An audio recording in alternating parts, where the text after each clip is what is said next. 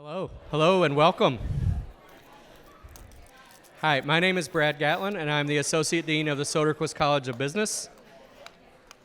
It is my pleasure to welcome you on behalf of the College of Business and our friends at the Center for Faith and Flourishing, who are co-sponsoring this event with us. This is our fifth event in the Working for the Common Good series. We started this series in 2017 with the goal of engaging the broader JBU community on the idea of business as a means for honoring God, serving others, and impacting the world. Several years ago, I went to a social entrepreneurship conference hosted by a Christian organization in New York City. And on the morning of the first day, I met a man who asked what I did, and I told him I was a business professor. And at this Christian conference, he said, "Oh, that's great.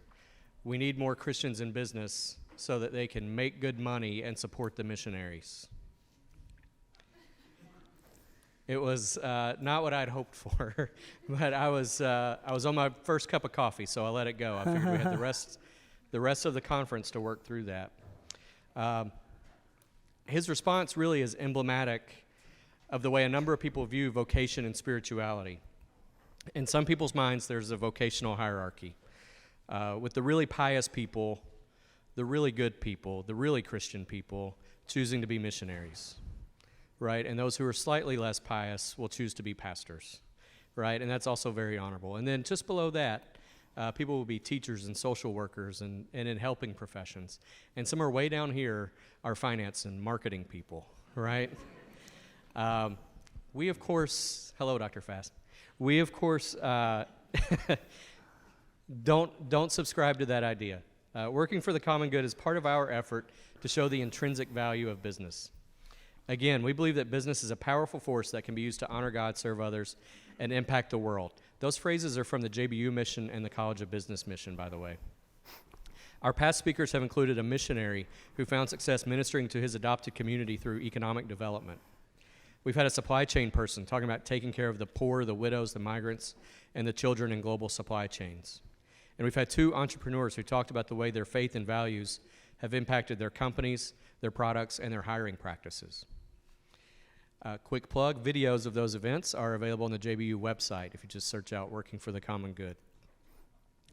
I'm very excited about our speaker tonight as we host our first alumnus as a Working for the Common Good speaker. In just a moment, I'm going to ask Distinguished Professor of Business Dr. Joe Wallenchuk, who has known our speaker for many years, to come up and formally introduce him. After the introduction and the keynote, we will have some time for Q&A, and then we'll close. Please help me welcome Dr. Joe Wallenchuk to the stage.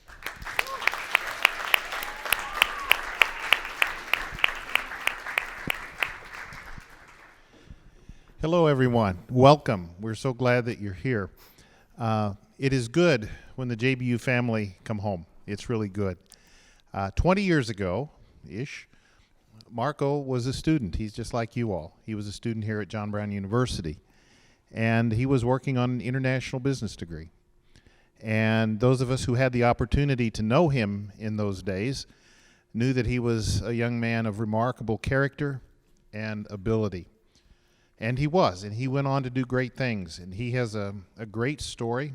He kind of knew what he wanted to do, but most importantly, I think he knew where his heart was. He knew what his values were.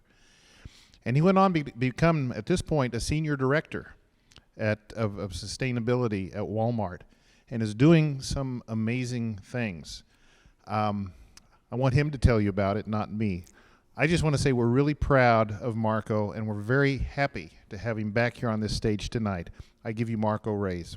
Welcome. Thank you for the kind words.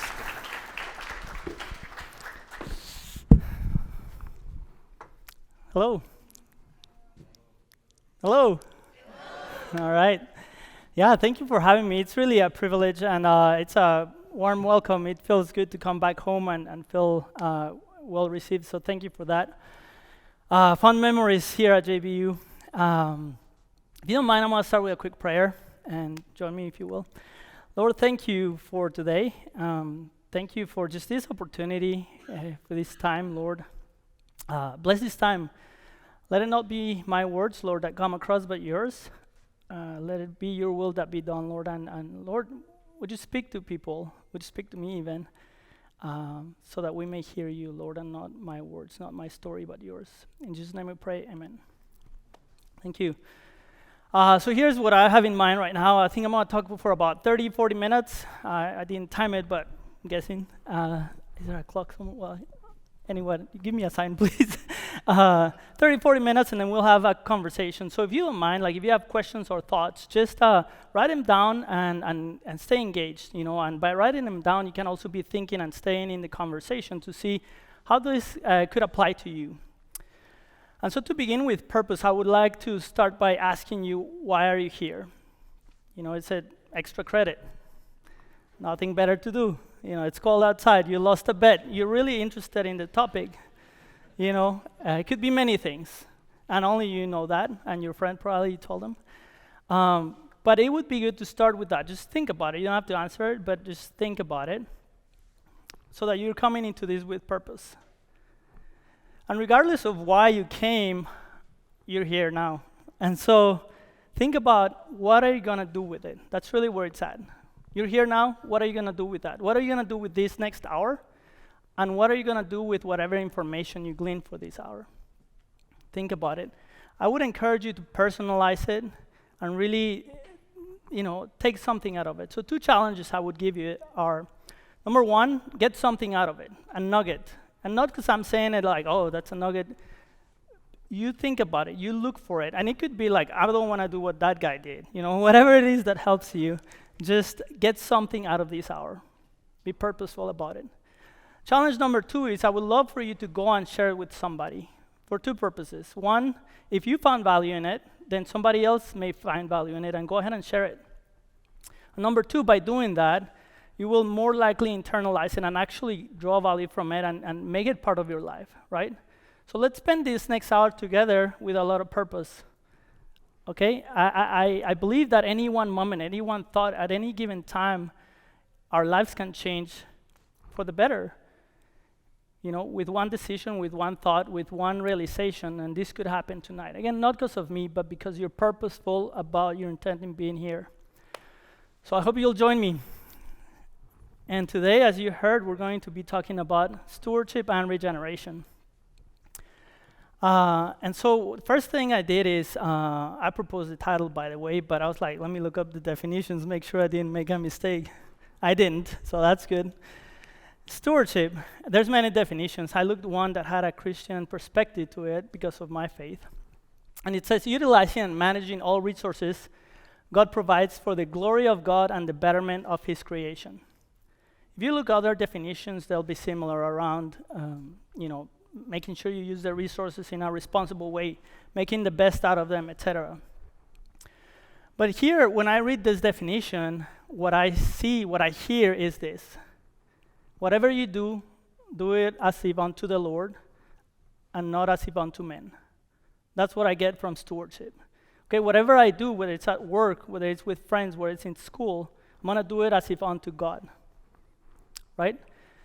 And so God calls us to love Him. I'm going to do this for God, not because He's a tyrant, but because He's loving us. Because I love Him, I'm going to work as if unto the Lord. And He also calls us to love others. Even when we don't feel like loving others, we're to love others. And so when it's stewardship, that's what I hear. I hear, do what you do for God, because you love God, and because He calls you to love others. So I'm just setting the frame here as to what I mean when we're talking about stewardship and regeneration. Number 2, we're going to talk about regeneration. And here are some definitions that I pulled. And, probably point 2 and 3 is where we're going to focus most. And it talks about spiritual renewal or revival. But it also talks about renewing or restoring a biological system, for example. And when we talk about sustainability, we talk a lot about the environment. But I don't want to separate those two because we're talking about creation. So when I hear that, the first thing I did is I looked at synonyms because I'm like, okay, regeneration, but a lot of people ask me, what do you mean by regeneration? Wait, Wal-Mart has a commitment to regeneration? What does that mean? So I looked at synonyms, and there were 31. The one I picked out was redemption. Because in regenerating, we also redeeming. So what I hear from this is this. Therefore, if anyone is in Christ, he's a new creation. The old has passed, the new has come, right? And what I hear there is like, we get to join God in his work, because his work is work of redemption. His work is work of regeneration. So stewardship and regeneration, that's what we're going to be talking about today. And I'm going to start, actually, a long part of this start, most of it. It's going to be my story, but not because I want to be like, hey, watch me, look at Marco. No, because in my story, my hope, my prayer is that you will see God's story, God's fingerprints, and really, my story is a result of God in my life. And that's what I want you to see. So when you hear that, don't hear what Marco did, hear what God did in my story. I was born and raised in Guatemala, and I won't go into all the details, but I want to tell you a story.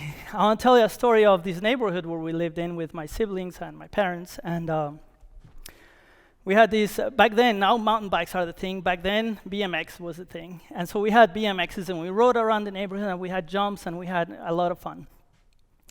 But there was this guy, Juanqui was his name, he had a motocross bike. So that was cooler than maybe BMX, right? And so all the kids wanted to ride with Juanqui and jump, and he could do all these acrobatics. Now my parents didn't let us ride with Juanqui because it wasn't safe. And we tended to be pretty obedient. I still haven't watched an episode of The Simpsons yet in my life because I was very obedient, still am. So we never rode with Juanqui. But all the other kids got to ride with Juanqui. And here's the key to the story.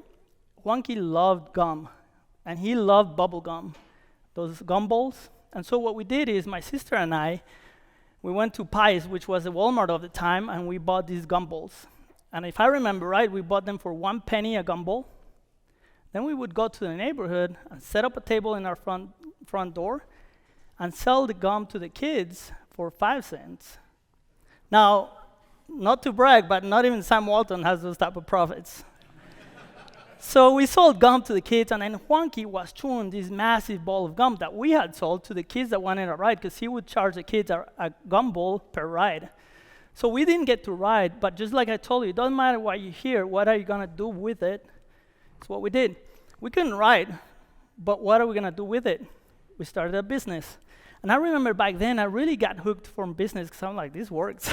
This is actually pretty cool. And so I started to think about, you know what? I like this. I like business. I like to be a merchant. I'm a young merchant, right? That's what I saw back then.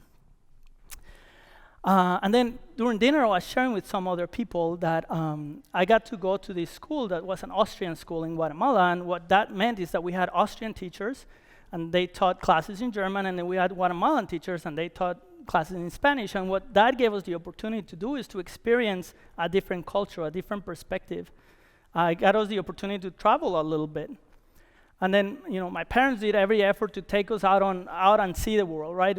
I remember we would drive from Guatemala, drive all across Mexico, and go to the United States for a few days just to turn around and drive again. So we spent a lot of time in the car, good bonding time, good fighting time with the siblings, but also great eye-opening time, right? And I say this because what that did is it awakened an interest in international, in the world to me, right? That said, like, okay, wait, I'm Guatemalan and I love my country. Those are my roots. But just like a tree, what that did is it made me want to grow and expand and reach out my branches to other places and other countries and go learn what's out there. Right, and so what that did to me is that I said, you know what, I like business, I like international. Business is happening now in the USA. That's the center of the world as it relates to business. It is now, but it was even more so when I came to JBU. So I started looking at schools, and what happened was my only knowledge of schools in the USA, universities, was, okay, it's a big place where a lot of young people get really crazy, they party a lot, and that just wasn't my scene. It didn't appeal to me. It didn't seem like I could take opportunity of that and really expand my horizons by coming to a place like that. So I started researching, and what kept coming up were Christian universities. So I'm like, okay, let me zero down on Christian universities. And then JBU kept coming up and kept coming up and kept coming up. And what really did it for me was head, hand, and heart. Have you heard that before? Yeah? So it did it because I didn't want to just come learn, get a big head full of knowledge, right? I wanted to go do something with it and do it with a purpose, right? And so for me, that was it. It was JBU. Two little obstacles, like where I don't know how to come here. I don't know the process or anything like that. And we couldn't afford it. My parents couldn't afford it. I couldn't afford it. It was a big, it wasn't affordable at the time. So we started praying about it, thinking about it. And because I had gone to this Austrian school, what happened is I got the opportunity to move to Austria and go to a school there that we could afford, and I got to go study tourism. Now, you haven't heard tourism in my story other than the traveling, but that was the interest in international, not in tourism. I didn't want to go study tourism. I wanted to study business. But I said, I'll go because the experience and, let's go. I ended up liking tourism and staying there, getting a degree in that. But in the meantime, what I did is I asked my parents, hey, would you pray about opportunities at John Brown University? And would you see if you find any lead? And they did. They faithfully did so. And Mr. Johnson, some of you may remember him. He used to lead the Walton Scholarship Program here at JBU. He came to Guatemala, and my parents talked to him, and he said, well, your son's already studying in Austria, like he doesn't qualify for the Walton Scholarship. Big bummer. But there's this international scholarship that can help him. And my parents said, thank you, let's take it. So they told me about it. I was super happy, and so I called Mr. Johnson from a payphone back then. I don't know if you remember those, but it was a payphone, and I said, thank you so much. I heard you gave me that scholarship. I really appreciate it. And he liked the gesture, and he said, you know what? We have a leadership scholarship through the Starquist Center that we can offer you. You have to share it with somebody because I already gave half of it to somebody else, and you have to share it, but would you be interested in it? And I remember saying something to the effect of if the last name is scholarship, I'm taking it. So leadership scholarship, come here. And so we took it, and again, all of that didn't amount to but about a fourth of the cost. But here was my prayer. I said, Lord, I asked you to open doors, and you did. It's a crack, but it's an open door. So I'm going through it, and if you want to keep me there, it's really up to you. Not in a defiant way, but in a dependent way.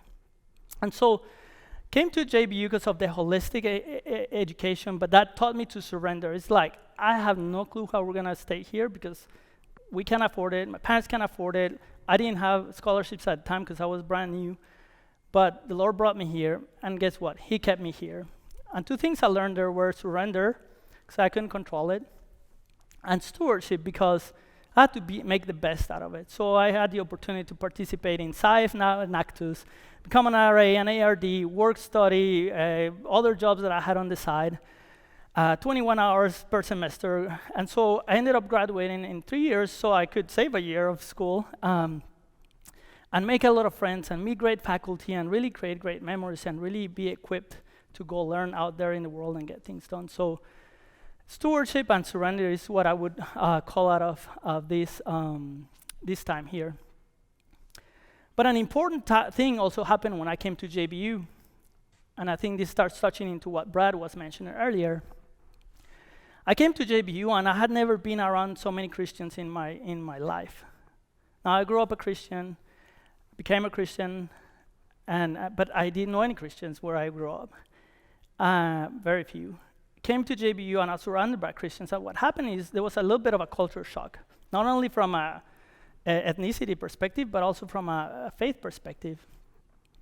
Part of what that did is that I saw a lot of people here come and say, I'm a missionary kid, or I want to go into missions, or I want to go be a pastor, or I want to do this ministry, and I never grew around that, and I never felt that calling. It's an awesome calling, by the way. I just never felt it, so I thought there's something wrong with me. When you're surrounded by that, I was like, I'm not Christian enough. I'm not holy enough. I'm not doing something right? And so I started praying about it and really searching. And there were a couple of years into it, I remember I was struggling through that.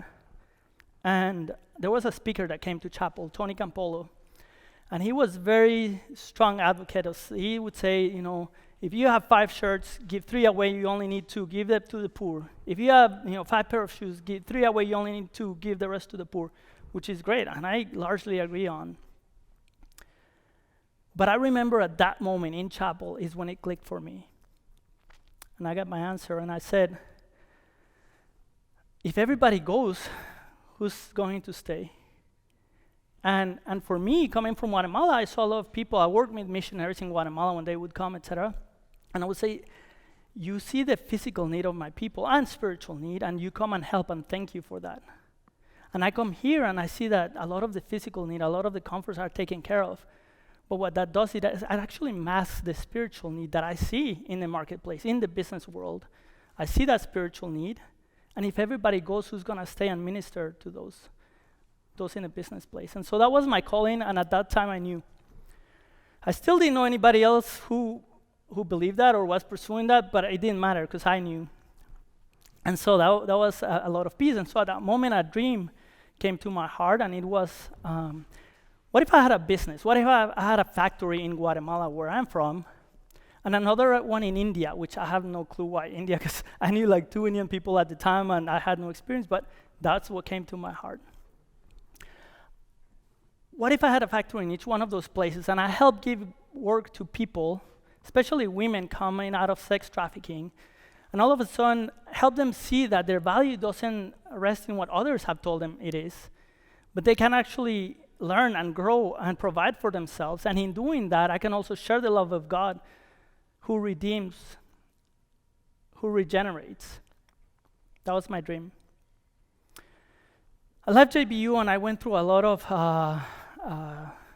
challenges at the beginning, because I graduated and I had no penny, no car, no job, nothing. And I remember telling my dad, I said, hey, it's the summer, I'm on a house seat for these friends. I have 3 months. If I find a job here, I'm gonna stay here. If I don't find a job here, I'm going back to Guatemala. And so I started searching for a job. And there were 2 that seemed like they're gonna give me the job because they've told me they want me, etc. So I feel comfortable. There was this one there, I didn't believe I would get it because it was very competitive. Only a few people got it in the year, and it was a buyer trainee program at Wal-Mart. The 2 that I felt like they're for sure mine, they already told me basically they fell through for different reasons, the economy and this and that, and I didn't have them. And I had this long shot job here. And that was my only chance to really stay here, which is what I wanted to do. And so I prayed. And through some of the SIVE competitions, we got a lot of attention to the group. And some people asking for our resumes and things like that, which was great, very, very promising. Part of that was Walmart. And I started getting calls about, we want you to come be a store manager trainee. And I was like, I need a job in order to stay, but it's not what I want. It's not what I know I want. So I passed. And they called again, and I passed again. And the clock was ticking. And dependence became part of my exercise that time. How do you depend on God to really provide what He wants if He's told you that's where you need to be? And how do you trust? Eventually the call came, and I joined Walmart as a buyer trainee over at the Sam's Club division, and praise God, I started that. So I became a merchant, and remember I used to sell gum, right? All of a sudden I'm a merchant in the largest retailer in the world. I have a budget that I manage of hundreds of millions of dollars, more than most CEOs in the world get to manage. I'm 20-something, I'm like, what are you guys thinking? And I get to manage that. Again, not because of me, but because the Lord gave me a calling, and I waited. And so I did that, and I did merchandising at Walmart and Sam's Club for 9 years. And then I had a passion for international, like I mentioned. I had travel ads in the world a little bit. And I thought we'll travel here and there, and then a door opened where a job posting a friend sent to me, and it was written for me. Like I read it, and I'm like, have you been like looking over my shoulder? Like, this is me. Like, what you put here is me. So I applied, and I got the job. And at that point, I went, from a gum merchant in Guatemala to a merchant at Walmart. And then I went from somebody interested in international to working in the international division of Walmart, again, a big company in a lot of countries. And I went, and one of my jobs there was to train other merchants. So my dream of business and merchandising, I became a trainer of merchants, not only a merchant, but a trainer of merchants in the biggest corporation in the world. What an opportunity, and again, that's because God set that path and planted that seed with Juanqui and my sister, and it grew into this tree. And that dream of international, and now I'm working in international for Wal-Mart, and so it was a great experience, and after 2 years, I had set up to learn some things there in international. I remember, just like we started the session here, I said, like, there's a purpose for my time here. I want to learn these things, and then afterwards, I want to move on. And so I started praying when I felt like I had learned those things. I said, Lord, I'm ready. And I started praying for 4 or 5 very specific things. I don't remember all of them, but I remember praying very specifically. And I don't say this to brag because it didn't happen before and it hasn't happened since, but because I prayed, doors opened. And I had all of a sudden, I had like 6 different job offerings from different teams growing, promotion opportunities, an expat assignment, which a lot of people would have like just jumped at. Expat assignment in Costa Rica, new teams forming, I want you on my team, things like that. Again, not for my credit. The Lord opened doors. And then towards the tail end of that opportunity, I was starting to narrow out my options. This call comes from this department that I had dealt with in the past, but nobody really paid too much attention to. It was like more of a speed bump in the process, and they wanted to talk to me, and I was like, okay. I thought I was in trouble at first because it was called ethical sourcing, but I wasn't. And so they call me, and the recruiter starts talking to me and says, hey, we want to talk to you about a position. Tells me about it. I'm like, I don't think I'm your guy. What about this other position? I said, well, that one sounds more interesting, but I have these other things I'm talking about. I don't think I'm your guy. And so I said no. And he said, like, wait, come talk to the vice president for 30 minutes, and then your no will be no. And I said, like, of course, thank you for thinking of me. I'm going to go talk to her. I talked to her for 30 minutes. And I came in like, have you ever been to a timeshare presentation? I'm not going to buy, not going to buy, not going to buy. And then she starts talking. And within 10 minutes, it's like a checklist of what I had been praying for. So in that moment, I knew that was my job. It wasn't my strategy, because I said no. I didn't want it. But in that time, I knew. And so I said no on a Thursday. I met with her on Monday. She moved the meetings real fast to that week because the next week I was leaving for Japan for 3 weeks. So I met with her direct reports. I met her with her boss. A week from when I said no to the recruiter, she made me an offer, and I said yes. And I said no to everything else.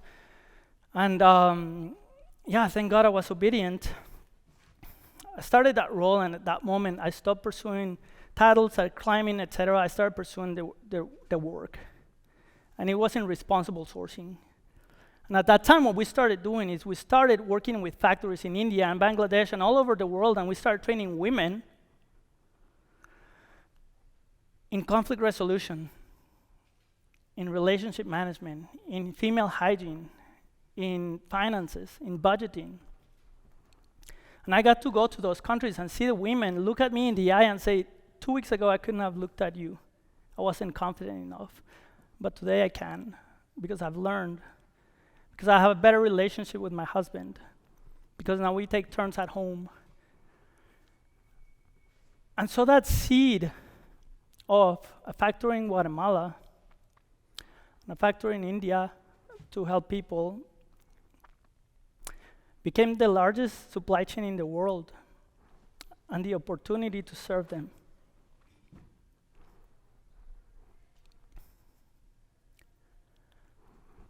I was reminded that we are to surrender.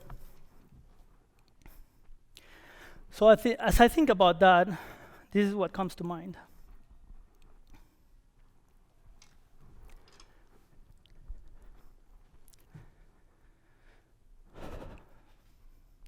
I thought my plan was good. I was going to be the CEO of Wal-Mart. He had other plans. Bigger plans. So trust in the Lord. That's my encouragement. Now I'm going to shift a little bit to a more business-focused part of the presentation. I'm going to talk to you a little bit about the work that we're doing now at Wal-Mart. And then hopefully we can tie it together and see the story that God has been weaving, the role that I get to play today because of surrender, because of obedience, because of His grace. And again, my encouragement to see that, I ask you why you're here and what are you going to do about it. Not just here, but as you go back to your classes, as you graduate, you're going to be out there. You're going to look for a job, etc. But whose plan is it going to be? What are you going to do about it? So 2 years ago, I think, a year or two ago, our CEO, Doug McMillan, he set out and there's a 15-minute video on our website. You can access, Dr. Wanchik has access to it. And he said, Walmart will become a regenerative company. And that's a big, bold statement because, again, a lot of people are like, what's regeneration again? But also, it's a big, humongous company. This year, we reported, I think, just 2 weeks ago, about $572 billion in sales, over half a trillion dollars in sales. And what we're saying is we're going to make that a regenerative company, which means we're not just going to sustain, we're going to renew, regrow, improve our supply chain, the products we sell, our own operations. It's massive, it's daunting. We don't know how we're gonna go do it. But the goal is out there, it's public, and it's saying, hold us accountable to it. That's what we get to do. And that's part of what we get to do. We look at sustainability, and we look at it from two lenses, basically. We look at people, and we look at planet. So oftentimes we hear about sustainability, and we hear about environment. Yes, part of it, but we're also looking at people.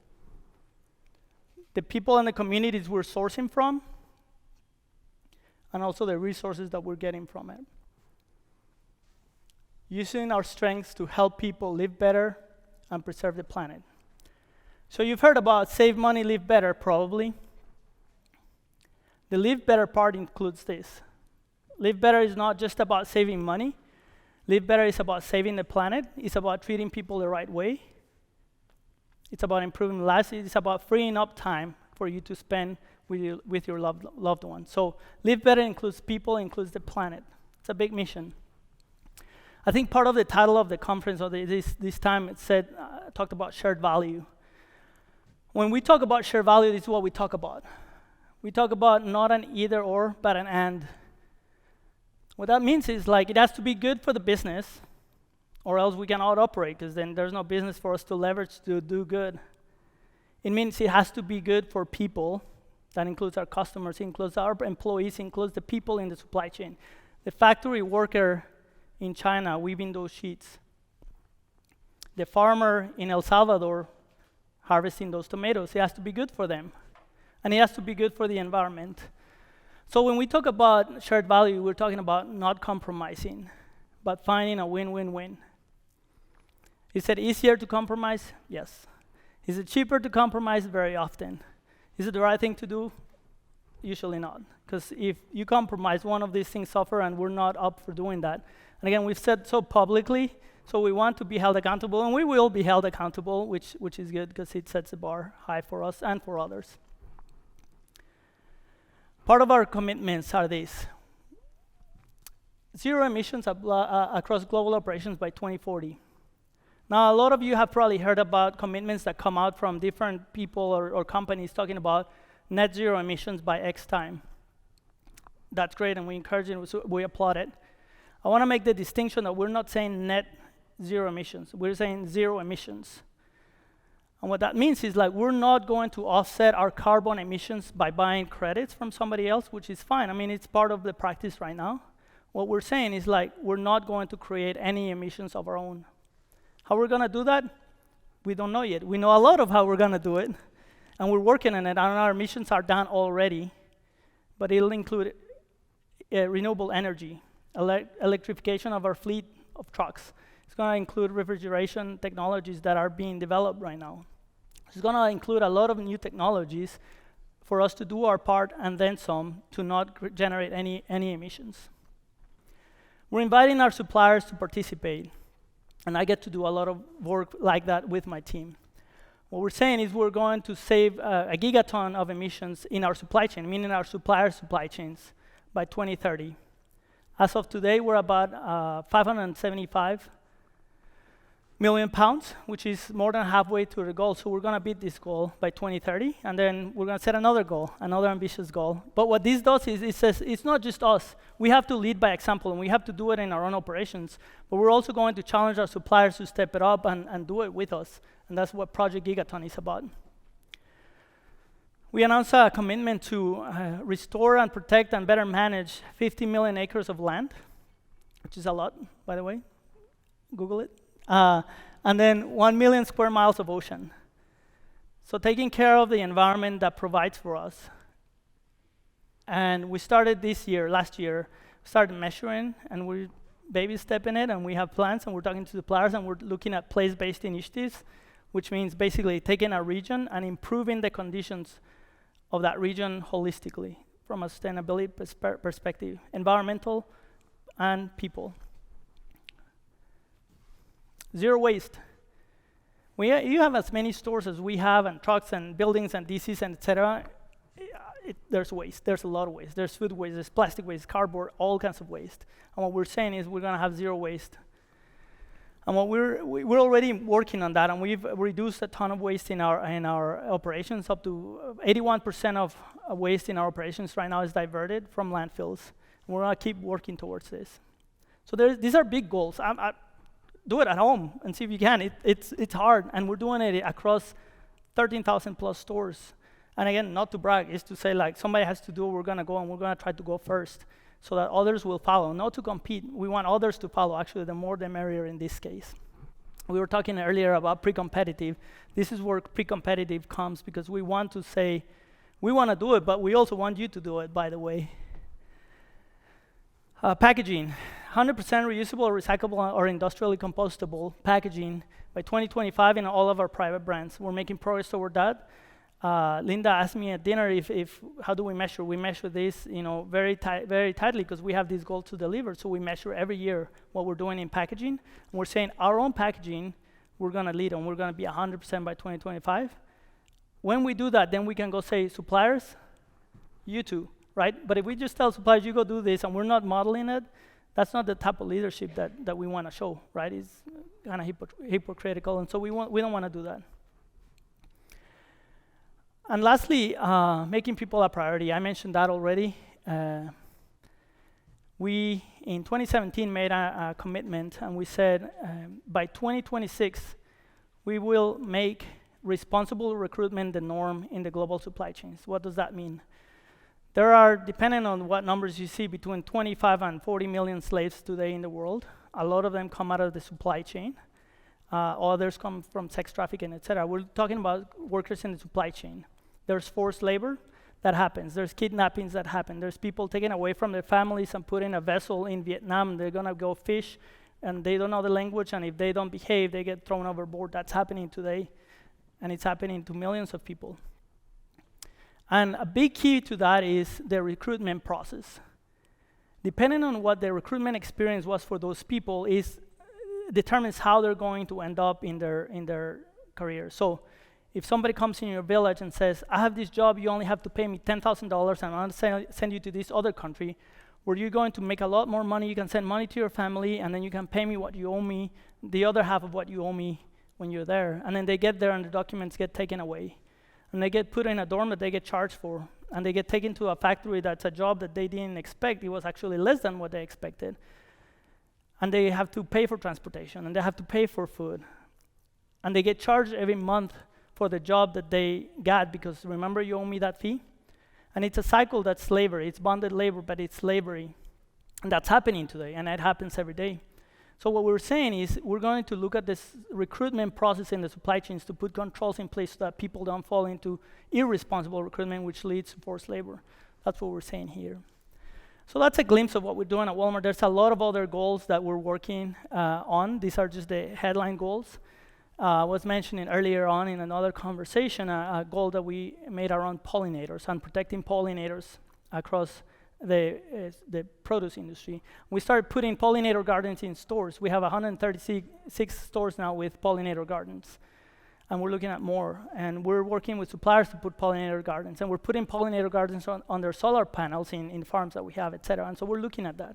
And our new home office at Wal-Mart in Bentonville that they're building is going to have over 75% of the plants in the, I think it's 350-acre campus is going to have pollinator plants, so on and so forth. So we have a lot of other goals that I can't get into right now just because there's too many, but I just want to give you a taste of what's happening at Walmart today.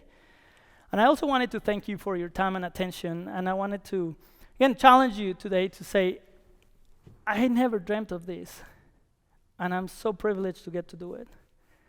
I dreamt small about merchandising in a small scale. I bought big. I dreamt about international because my dreams were like to travel. And I got to work in international Walmart. I dreamt about helping people in a small scale because that's what I saw. But my God is bigger, and He dreamt bigger, and I get to do this now for a job, for a calling, for a mission. I don't know how long I'll do it, but for now, I get to do it, and I'm privileged to do it. And so thank you for your time, and we can transition to questions and answers, or any comments that you may have.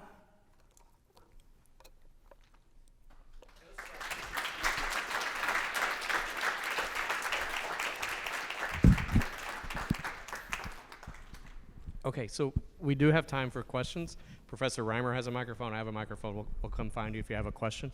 It'd be great if you could ask it into the microphone so we'll have the audio recorded. I have a question, and I asked at dinner, and it was such a great answer. No pressure. I'm hoping you can answer again. But I'm wondering what Walmart's relationship, how it has changed over time with advocacy groups and outside groups, because Walmart is a big Target. That's lame to say, but Walmart is a big. It's not Target, it's Walmart. Yeah. But it's it's easy to poke at Walmart and to vilify Walmart. Yeah. So how's your relationship changed, or what's your relationship like with advocacy groups related to sustainability issues? Mm-hmm. Yeah, thank you. And I'm gonna try to answer similarly because apparently you liked it, so I'm gonna try to use the same example. And it's yes, Walmart's a big target. People, we're easy to attack, and especially in the past, we used to be easy to attack. And then in 2005, Lee Scott, our CEO at the time, said, Katrina happened. I don't know if you heard of Hurricane Katrina back then. And what happened is Walmart did what we always did, and we just went and helped, and there were pictures in the news of Walmart being first in line to go help, ahead of the government, ahead of anybody else. We were there helping people, providing, etc. No questions asked, nobody, no publicity, nothing. We were just doing it because that's what we did. And then, but we were being attacked from all fronts for anything we did, and we never said anything. But what happened there is Lee Scott, our CEO, said, you know what, we have to tell people what we're doing. We have to show what we're doing because we're doing good. And so he said, let's go into this journey of sustainability. And we started on that path, and that's what's led to a lot of maturing, and that's where we're today. And we weren't there in 2005, but we're here now, and we're leading in sustainability, which is where we think we belong in leadership to set the bar and the tone for others. But the example I gave you was with this organization, with this pollinator goal that we set last year. We had a lot of activists and people saying, you're not doing enough, you're not doing good enough. And if you think about the categories from berries to underwear to TVs to plants we have everything, right? And so everybody's wanting us to do everything in every category, and we can't. We have to pick our battle and really go where we can be most impactful. So when we started working on pollinators, this organization was attacking us and saying, you're not doing enough, you need to do more, etc. And we said, we're working on it, and it just takes a little longer because it was bigger and many countries, etc. We started working with them or in the issue, and we said, you know what, we're going to work on it because it's the right thing to do, not because you have a scorecard that says that we're not doing great. But we hear you. We're going to do what we think is right. As we started the work, we actually involved them in the process and said, hey, listen, we want to hear from you, and we want to learn from you. We want to hear what you have to say, even if we don't agree. And we want to hear from the chemical companies, and we want to hear from the growers that are actually using the products and chemicals and pesticides and things like that. And we actually want us all to sit in a room and have a conversation versus yell at each other and try to understand what is realistic and what is practical and what's not. And the result of that was a great policy that was leading. So these detractors, these activists that were yelling at us, were the first ones to put on social media saying like, bravo Walmart, you're leading the pack, everybody should step up and be like Walmart. But that's not only that. Like, we did it independent of what their opinion was. We did what was right, but we listened to their opinion. They also changed their methodology and their scorecarding and their thoughts, because we showed them some of the things that you're saying are great ideals, but they're not practical. And if we do what you're saying, we won't have peaches or bananas. And we can't do that. We have to find a way, and then we do have to advance technology so we can do better for the environment and the plants. So anyway, I think that's a story that just illustrates that if you're willing to sit with somebody and talk and listen and work towards a common goal, you can actually go from detractors to allies. That's great. Thank you. Daniel?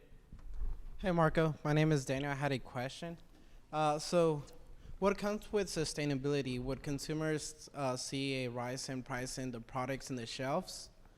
And another question would be as well as, how do you encourage or motivate employees? Because they could see as a problem that you're fixing without it actually being broken. And things are okay the way they are right now, so why move to sustainability? Okay. I think, let me repeat the question, make sure I got it, because I had a trouble. So the second one was, some employees may think like, why fix it if it's not broken, and why are you doing sustainability? And the first question was related to pricing of products, and if you do sustainability, prices may go up even more. Okay. First question. Sometimes it's the case where prices go up, and I think that's where the shared value circle comes in. We have to find a way to be sustainable and good with the people and good for business. It's not always the case, but often we're willing to lead. If you think about compaction, I don't know if you remember, but it was detergent compaction. We used to have these big tubs of detergent, we still do, but we were able to reduce the size and have the same efficacy. So people got to use less detergent with the same efficacy in their clothing, to clean their clothing, but it took up a lot less space. You were shipping a lot less water. It was less plastic, etc. A lot of great sustainability.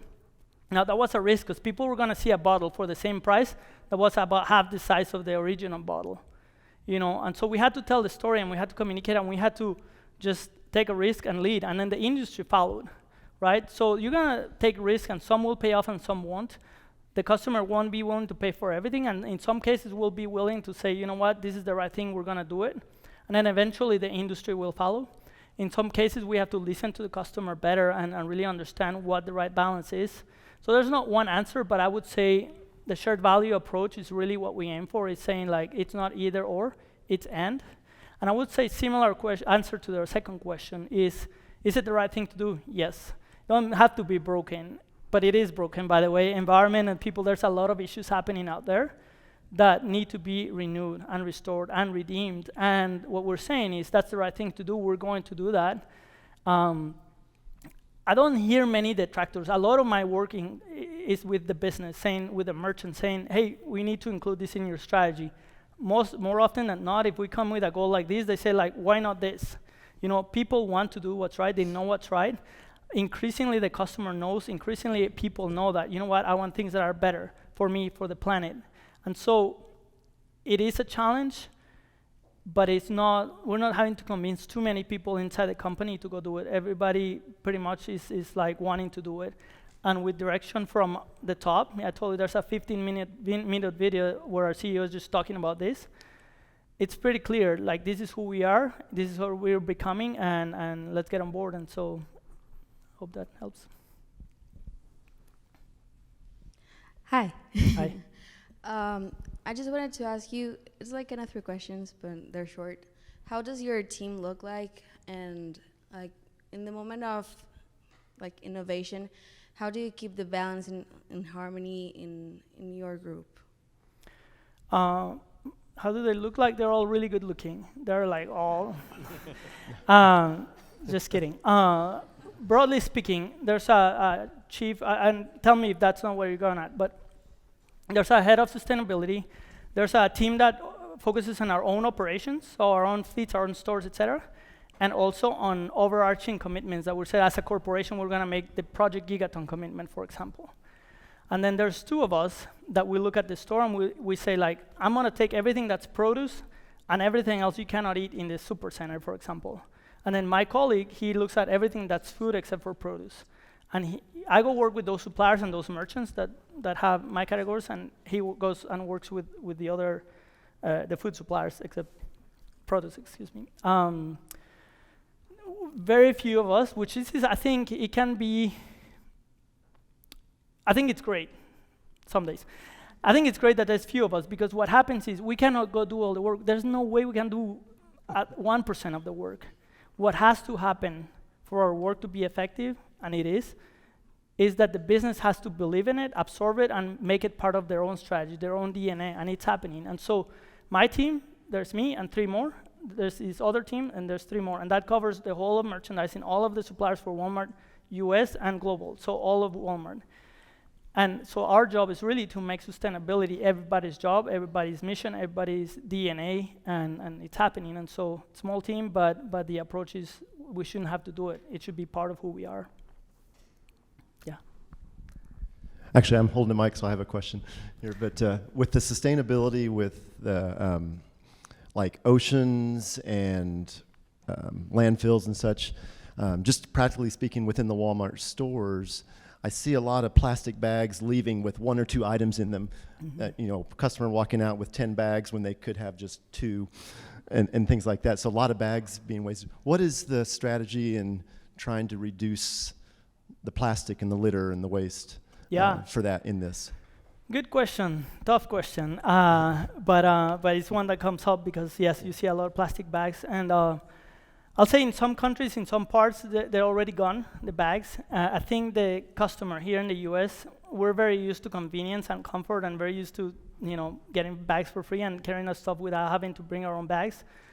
We started a few years back with the reusable bags that you can buy at the store. That's what we use. Good job.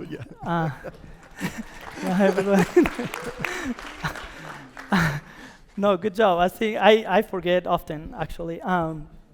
Last year or 2 years ago, we did a pilot, and there was a project called Beyond the Bag, and we invited thousands of people to come and pitch ideas. We ended up piloting 10 ideas, and we're testing some things. In some states, they're already gone. In some markets, they're already gone. In the US, it's the stronghold right now, and our goal initially is to include more options, create more awareness and education, also to do some pilots. Even in produce, you have those bags that we want to pilot some bags there, and we have some on the pipeline already that we're piloting. And we want to do it with the right balance of taking care of the customer and their preference, but also helping educate and transition to something that's a little bit less convenient initially, but it's ultimately better. So it's definitely on the plan, and we're working towards that, but it's you'll still see them in the US for a little bit. Oh, sorry. Hola Marco, mucho gusto. My name is Wilbur, and I'm a Walton Scholar from Guatemala. So first of all, I just want to thank you for being here and taking your time to come and talk to us. It's really great to see Guatemalans like doing work and impacting the world out there. So my question is just, what does a day in your job looks like? Right now, a lot of Zoom meetings. Let's see. I used to travel a lot, not anymore in the last 2 years. It's really diverse. So, I'll have a meeting. This morning I had a meeting about pollinator gardens in remodeled stores. Then I had a meeting about PFAS, which is a chemical that's part of a lot of fabrics and some packaging. I have meetings about lettuce and TVs, and tomorrow we have a summit with suppliers in the Heartlands area. And we have a program called Build for Better, which means how do we tell the customer about our products and the sustainability attributes that make sense to them. I mean, every day is like so different because we have such a diverse portfolio that we're talking about textiles, and we're talking about Tide, and we're talking to Unilever, and we're talking to the plant supplier. And so there's not one common normal day, but Zoom meetings, emails, like pretty normal office job, but with the topics is really not what the medium, but what's in it. I guess the content is really what's very diverse. Yeah. Hello. Hi. So supply chain ethics, always a good time. And you touched a little bit about your work in Bangladesh and India. And historically, there's been some disruption regarding subcontractors and factories and the audits that are being done over there. What is Walmart and your department's current mission doing to redeem like the fires, the different ethical and the labor rights issues that were violated there? What are y'all doing to redeem that and create a regenerative atmosphere? Yeah, great sense? question. Thank you.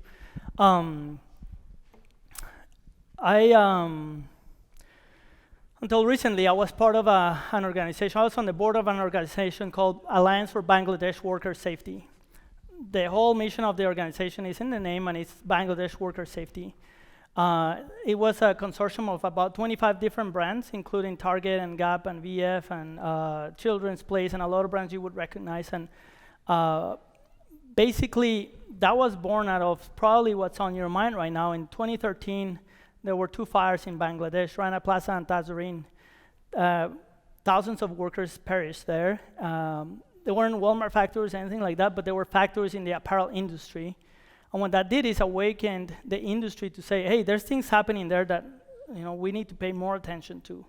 Not just Walmart, everybody. It just was happening, and what happened is that people didn't have safe practices in what they were doing in their factories. So what happened is this Alliance for Bangladesh Worker Safety and another organization called the Accord with other brands, more European brands, were born. And what we said is we need to raise the standard and basically said, if anybody wants to sell to any of us, you have to be up to this standard in your factory and provide help and education and other things. Not just say, go do this, but really go do this. It's the right thing to do. So we started work, and I could go into numbers I won't, but it's basically, we have basically the list of factories that were part of sourcing to any of the brands of the Alliance in Bangladesh. I'm going Bangladesh specific, and we can go into other countries if you like, but list of those factories, an initial audit by a third party, a remediation plan that was tracked with a certain deadline, and all the factories were actually achieved a certain level that put them at the top of the industry, in the apparel industry in Bangladesh. We had a helpline to give workers a voice to express themselves. It was an anonymous helpline that they could call, and then remediation was circled back until it was closed. We had training for workers. We had committees within workers. We had safety for workers. They could call out any non-compliances that they saw within their factory. So basically equip them to where the Bangladeshi factory standards, especially for the Alliance for Bangladesh Worker Safety, the Alliance factories achieved a level that has never been seen in the country and actually in many other countries afterwards. So sadly, I'll say this, that was reactive, not by us only, by everybody. That was a wake-up call.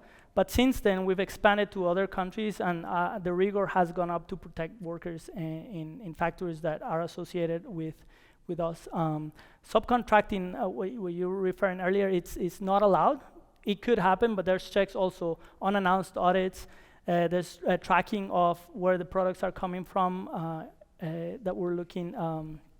We have piloted to see actually where the products coming from, directly from the factories versus subcontracting. So I can go into more detail later if you like, but that's just a general sense of something we did and using Bangladesh as a case study. Hi, thank you for sharing. My name's Lizzie. I'm inspired by the way that you have surrendered your job search and your professional development to the Lord. But I'm just curious how your Christian faith looks lived out day to day, and how you use your Christian values in leadership in business, especially given that you're not in a Christian organization with all Christian co-workers and things like that. Mm-hmm. Yeah, I think like I said, when I left JBU, I didn't know anybody else that wanted to go into the business world and was a Christian and was like wanting to live out their faith. Soon after I left, I met this organization called Work Matters. And since then, I've actually joined the board, so I get to participate in serving from the board now and be part of that. But I've been involved with them since probably 2004 in different capacities. And what that did is actually show me a lot of people that are doing that. And that could look different for different people. What it looks like for me is integrity. And by that, I mean I'm the same person today and tomorrow and Sunday and church and out of church, etc. And so I struggle a bit with it. I get the question and I struggle a bit with it because I try not to be two Marcos or three Marcos or whatever. I'm one Marco wherever I'm at. So my team knows where I stand. They know if I'm praying for them because I tell them. I lead. I don't always say like, this is what Jesus said in this chapter of the Bible, but I will lead by example and I say, this is how iron sharpens iron, and I'll talk about that and I'll talk those principles. So living out my faith to me, even in my family, it's not always necessarily, I will quote scripture, but it's not always quoting scripture, but it's living out your faith, right? And so how does it look like? It looks like integrity. It looks like being the same person wherever you are. It looks like I guess an extracurricular activities. I was part of founding an associate resource group. It's what it's called Wal-Mart, which means people of a certain affinity. It could be Hispanic or African American or Asian or LGBT or whatever. A group that gets together and says, we have the same affinity. So we started a group called Favor, which is faith in the workplace, basically. And it included all faiths. But basically we said, like, you should be able to express your faith at the workplace because that's part of who you are.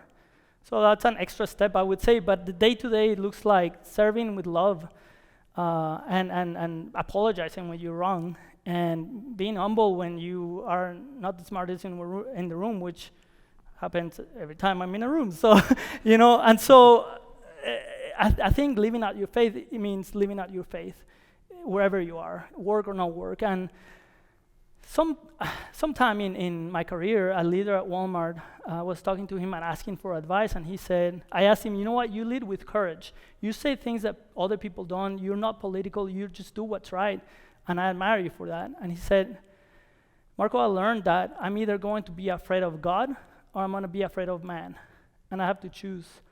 And so I think that applies to work and JBU, trying to be cool or not. I don't know. It just applies to who do you fear, God or man? And I try to choose God most of the time. I fail sometimes, but I think that's how it looks like for me.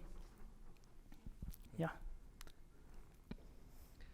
Marco, I think that is a great note to end on. That was so well done. Thank you very much for taking the time, for preparing so well. Thank you. For sharing with us so well. Thank you very much. Appreciate it.